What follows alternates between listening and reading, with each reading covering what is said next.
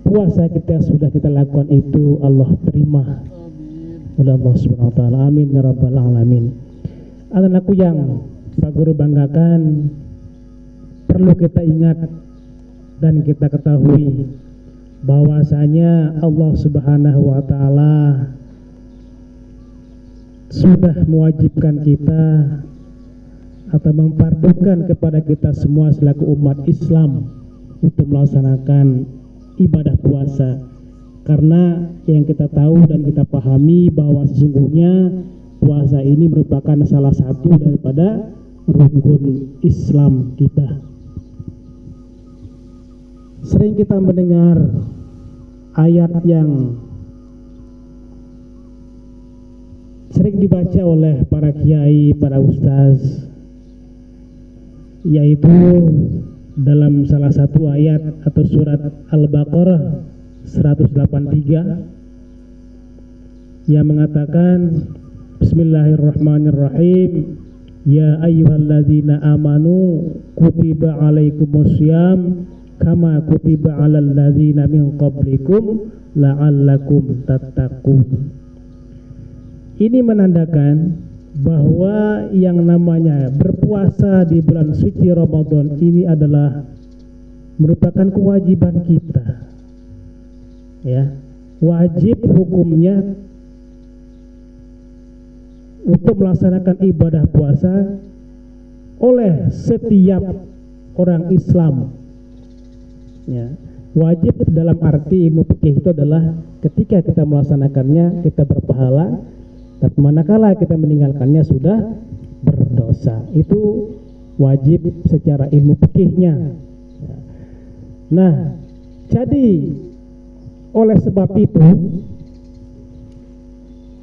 oleh karena puasa ini merupakan suatu kewajiban kita, ya, maka barang tentu kita sudah jauh sebelumnya mempersiapkan diri. Ya, kita mengambil ancang-ancang ketika bulan Sya'ban atau ketika bulan Rajab, kita sudah bersiap-siap untuk menyambut yang namanya bulan suci Ramadan. Karena sesungguhnya aku semua banyak hal yang bisa kita dapatkan. Ya, diumpamakan bulan suci Ramadan itu tempatnya orang panen. Ya, kalau bulan Rajab kemarin,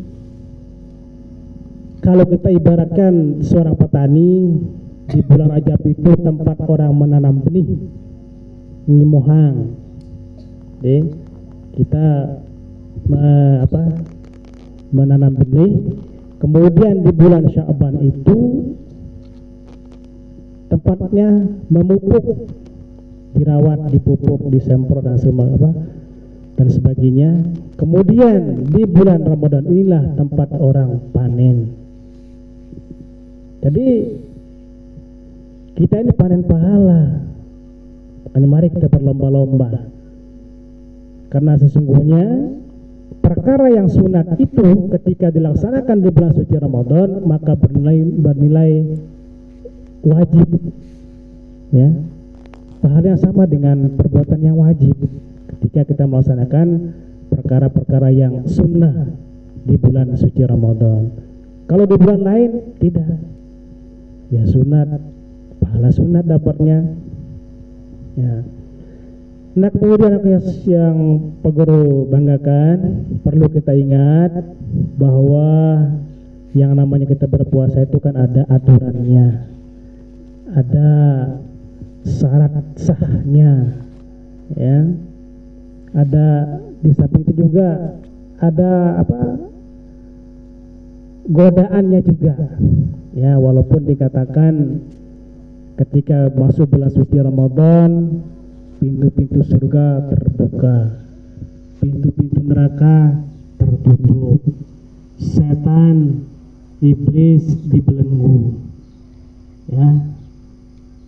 Tapi kenyataannya kadang banyak di antara kita yang tidak bisa mengalahkan setan yang berupa hawa nafsu. Ada sebuah kisah anakku semua. Jadi yang namanya nafsu ini luar biasa bengelnya. bengel dia dibanding dengan akal. Diceritakan ketika Allah Subhanahu wa taala menciptakan dua makhluk yang namanya akal dan nafsu. Yang pertama, akal itu diciptakan oleh Allah Subhanahu wa taala lalu dipanggil, "Ta'al, ikbilni." Datanglah menuju menghadapku kepada Allah. Itu kata Allah untuk manggil akal. Kemudian ketika akal itu sudah menghadap ke Allah Subhanahu wa taala lalu ditanya oleh Allah. Apa kata Allah? Man anta wa man ana. Katanya ini dialog akal itu dengan Allah. Maksudnya siapa kamu dan siapa aku? Ini pertanyaan yang diberikan kepada akal. Apa jawab akal? Akal menjawab, ana abdi wa anta rabbi. Itu katanya. Jadi salah. Terbalik. Anta rabbi wa ana abdi. Ya, engkau adalah Tuhanku dan aku adalah hamba. Ini kata akal. Nah, dengan demikian, dengan jawaban itu, jadi akalnya sudah selesai, sudah aman. Kemudian setelah akal itu menjawab seperti itu, panggil lagi yang namanya nafsu. Nafsu, panggil ke sini. Begitu menghadap Allah, sama pertanyaannya dilontarkan oleh Allah kepada nafsu. Man anta wa man ana. Siapa kamu dan siapa aku? Apa kata nafsu? Ana wa anta katanya. Ya, saya, aku, engkau. Nah, ini contoh bengelnya nafsu ini. Akhirnya dengan pertanyaan ini, dengan jawaban yang diberikan itu dihukum. Nafsu ini dihukum. Kalau begitu sekarang saya bakar kamu, kata Allah. Dibakar. Nafsu dibakar. Berapa lama dibakar? 100 tahun. 100 tahun dibakar itu nafsu. Setelah selesai 100 tahun lalu dipanggil lagi oleh Allah. Panggil. Nah, sekarang sudah saya bakar kamu. Saya tanya lagi, man anta wa man ana. Ya. Apa jawabannya? Yo, anta, ana. Engkau, saya. Masih jawaban yang awal itu yang seperti jawabannya. Nah, dengan jawabannya itu maka dihukum lagi yang namanya nafsu ini. Hukum. Apa hukumannya? Tekram karengan.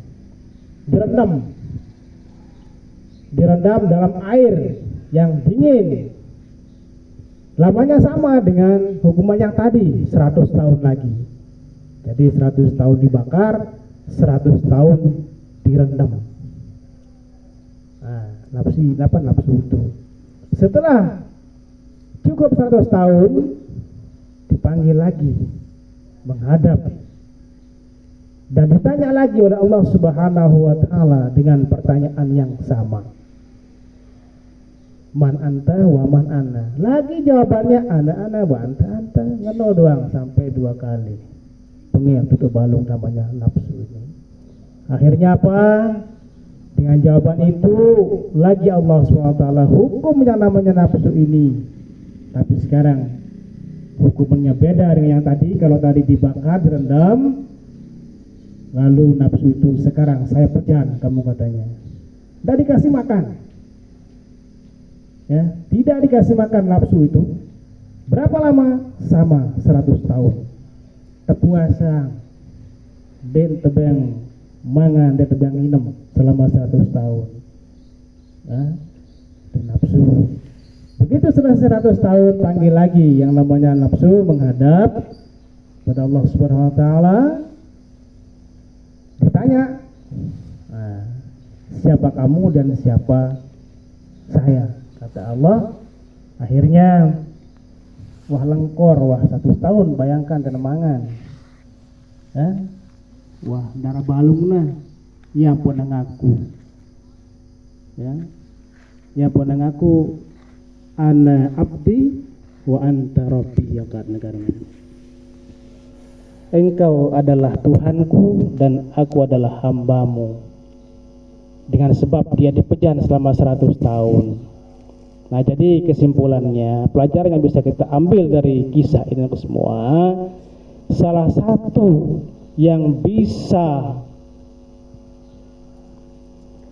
meredam atau mengalahkan nafsu itu adalah puasa. Di bala menuak bakar di mele, terendam di mele, bengembet pengel tutup balung pengelnya secara nafsu ini, lagu puasa, kan? Tapi bisa kita rasakan tuh semua, kan? Nah, jadi itulah salah satu cara kita ketika kita ingin mengendalikan nafsu, maka berpuasalah. Kan puasa itu intinya pengendalian diri, pengendalian diri. Sebab banyak orang yang ketika diajak bermaksiat, diajak untuk lain-lain, dia mengatakan ana soim, aku berpuasa. Kangen ke puasa ente kan? Nah, itu.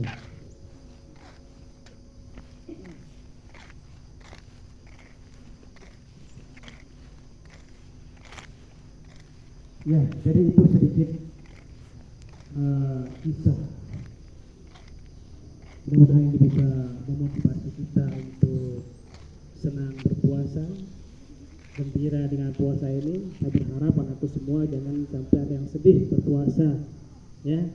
Jangan merasa puasa ini mendatangkan penyakit atau mendatangkan apa, ya.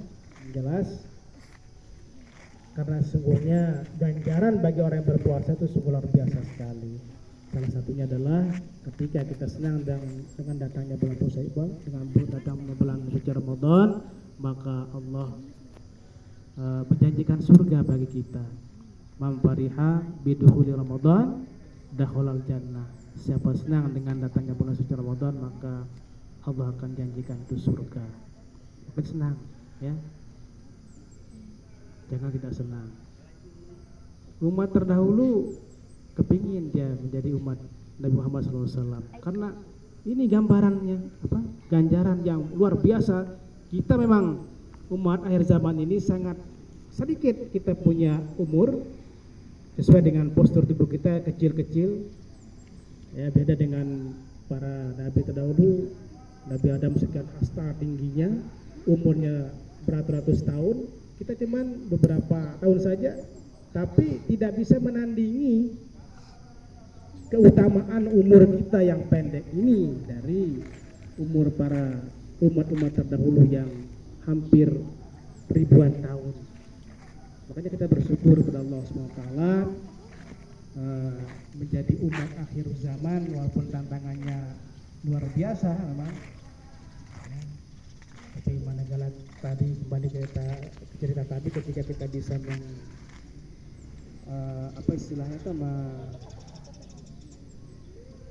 mengendalikan hawa nafsu kita, maka kita akan menjadi umat yang terbaik.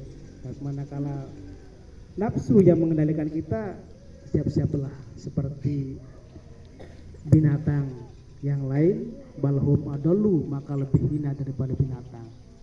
Intinya adalah mari kita gunakan kesempatan kita berpuasa ini dengan sebaik-baiknya. Mudah-mudahan puasa kita bukan menjadi puasa yang terakhir di tahun ini, dan mudah-mudahan amal ibadah puasa kita diterima oleh Allah Subhanahu wa taala. Demikian yang bisa Pak Guru sampaikan pada pagi hari ini, mudah-mudahan bisa bermanfaat. Pak Guru akhiri, wallahul muwaffiq ila aqwamit thoriq. Assalamualaikum warahmatullahi wabarakatuh.